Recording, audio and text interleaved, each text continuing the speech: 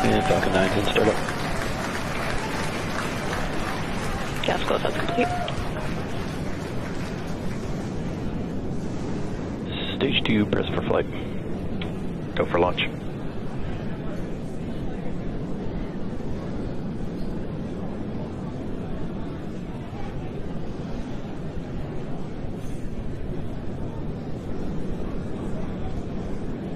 T-minus 30 seconds.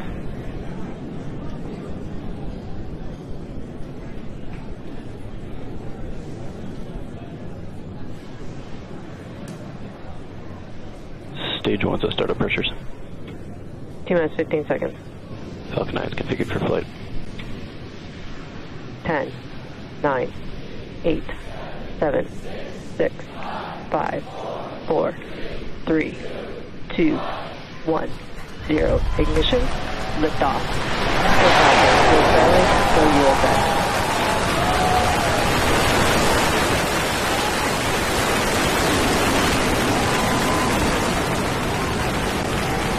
Vehicles pitching downrange.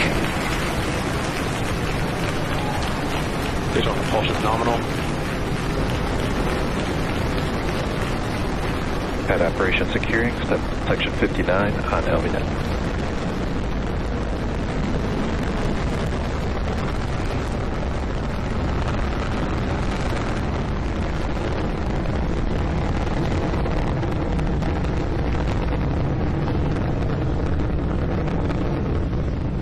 Power and telemetry nominal.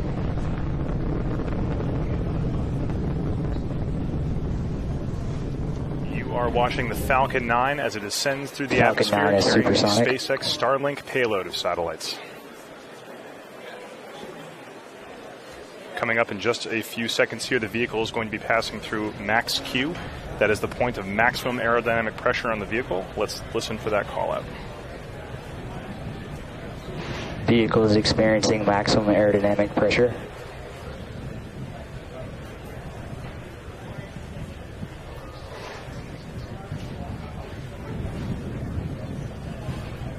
The vehicle has passed through max Q, which means that the atmosphere is only going to get thinner from here on out.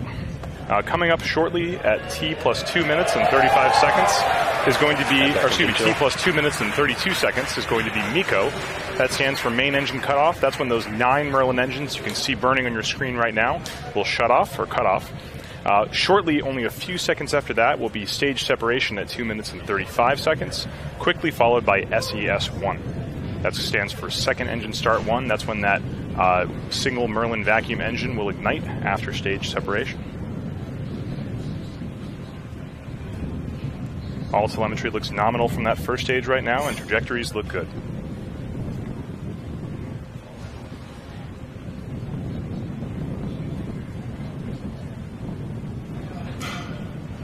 You can see the exhaust gases of those 9 Merlin engines expanding as it gets further and further up into the atmosphere. Stand by for MECO in about 5 seconds.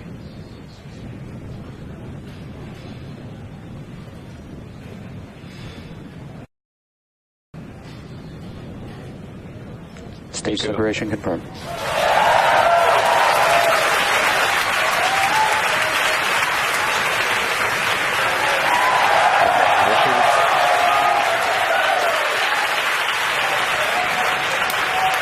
You can see it on your screen, and you can hear it through the cheers of the crowd here at SpaceX headquarters, that we just had a good MECO, we had a good stage separation, and we had a good second engine start.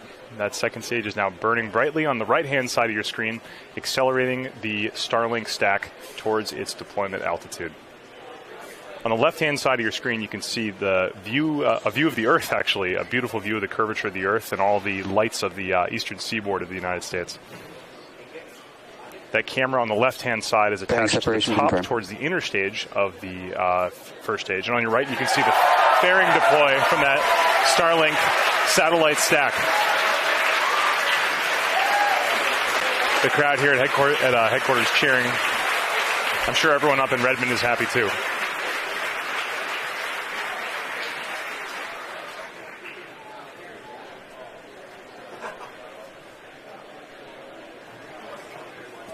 So at this point in the mission, there are two things happening simultaneously. On the right-hand side of your screen, you can see that's the Spacex Starlink stack right there, now exposed to the vacuum of space that we've jettisoned that payload fairing from the top of the rocket. Right now you can see a view of the bottom of the second stage. That is the Merlin vacuum engine, currently burning brightly, doing its first of two burns to raise those satellites up to their deployment altitude of 440 kilometers above the Earth. The next step for this second stage is going to be SECO-1. That's going to happen at 8 minutes and 47 seconds. But while that's happening, we'll be watching the first stage also coming back down towards the surface of the Earth.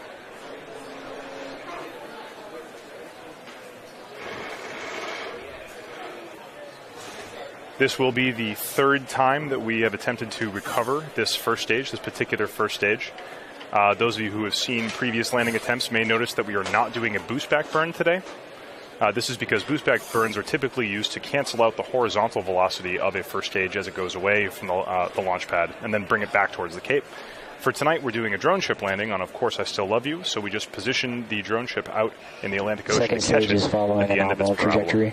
No need for a boost back burn here. Without a boost back burn, the next step coming up for the first stage will be the entry burn at T plus 6 minutes and 23 seconds. The entry burn will last for approximately 20 seconds and then shut down. And then after that, we'll be heading towards a landing burn.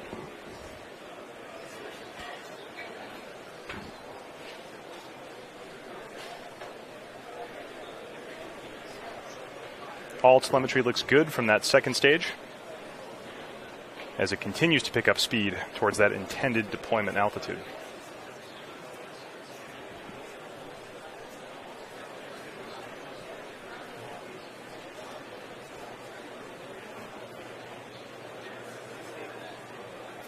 So as I said earlier, the first stage is now about to start its entry burn at 6 minutes and 23 seconds. This entry burn is to slow that first stage down just a little bit before it hits the thicker regions of the atmosphere. You can see the camera on the first stage on the left-hand side of your screen right now. It's dark, Stage but 1, in a few minutes, those Merlin engines at the bottom of that first stage will light up, and there they go. Stage 1, entry burn has started. That is the start of the entry burn.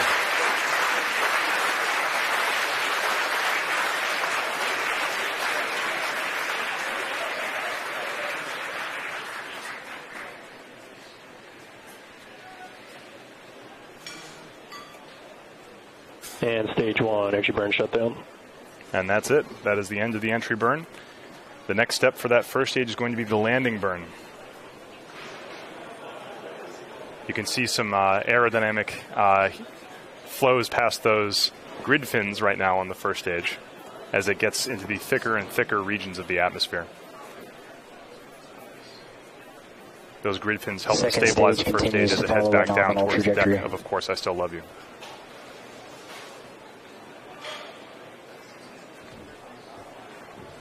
Stage 1 is transonic. Also signal stage 1, Cape Canaveral, as expected. All telemetry is nominal on the second stage as it continues to accelerate. Next big thing happening here is going to be the landing burn at T plus 8 minutes and 9 seconds, just about 30 seconds from now.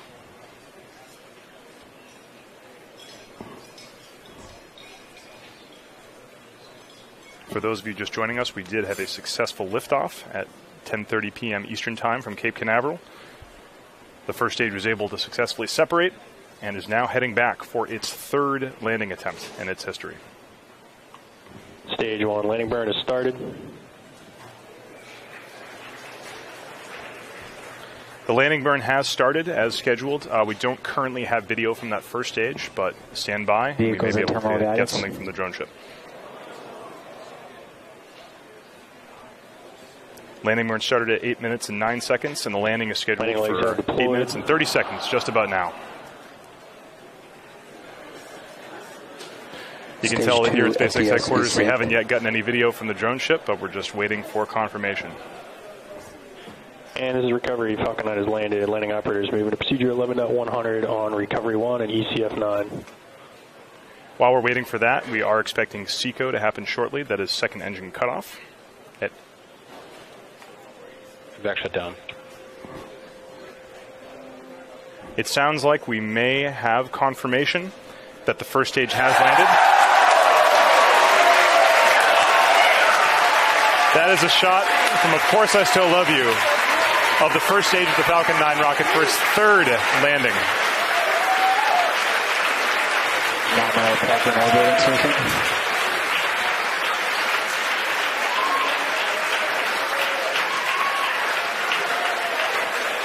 Always great to see those first stages come back.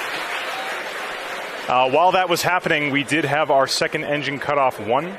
That's the end of the second stage's first burn. And we did have confirmation of a good orbit for that second stage. We have two events coming up here, one at T plus 45 minutes and 56 seconds.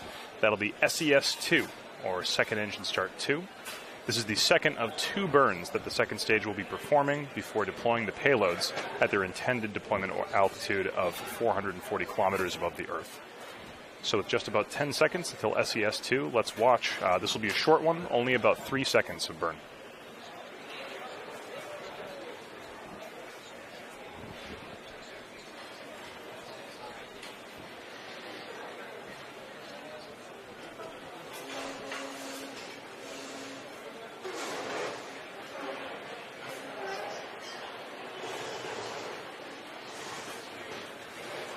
And back ignition. Shut down. And there it is. That was short and sweet, but that was the second stage's second burn. SECO 2 just commenced. That's the second engine cutoff 2. 10:30 p.m. Eastern Time from Cape Canaveral. That first stage was able to accelerate the second stage into orbit and then touch back down on the deck of Course I Still Love You. And then the second stage was able to complete its 2 scheduled burns. The second stage is now currently at the target deployment altitude of 440 kilometers above the surface of the Earth. As you can see on your screen right here, this is a beautiful view of those the stack of those Starlink satellites as they prepare for deployment. Deployment is scheduled for T plus 2 minutes and 10 seconds. Let's stand by and watch.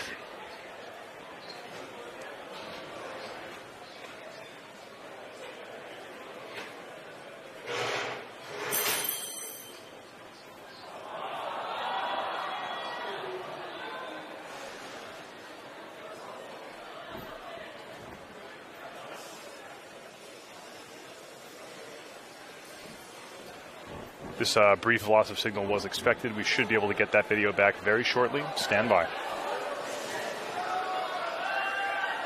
Starlink constellation deploy confirmed. And we have confirmation of deploy.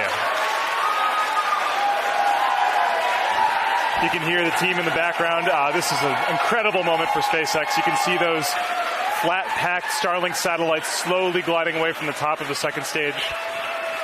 This is the highest number of satellites that SpaceX has ever deployed in a single time.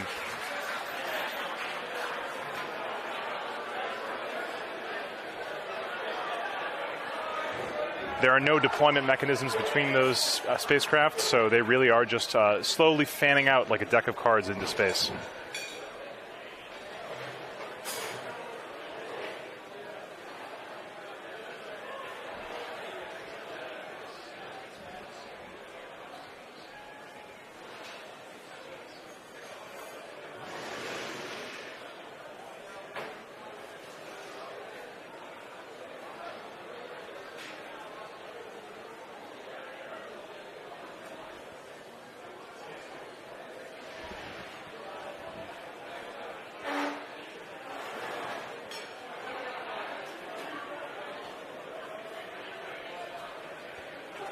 You can see those spacecraft starting to separate as they naturally glide away from each other. The sun is glinting pretty strongly off the panels and the bodies of those spacecraft, so it's tough to see them individually, but you can kind of see one breaking away from the pack right now. Those spacecraft will slowly disperse over time.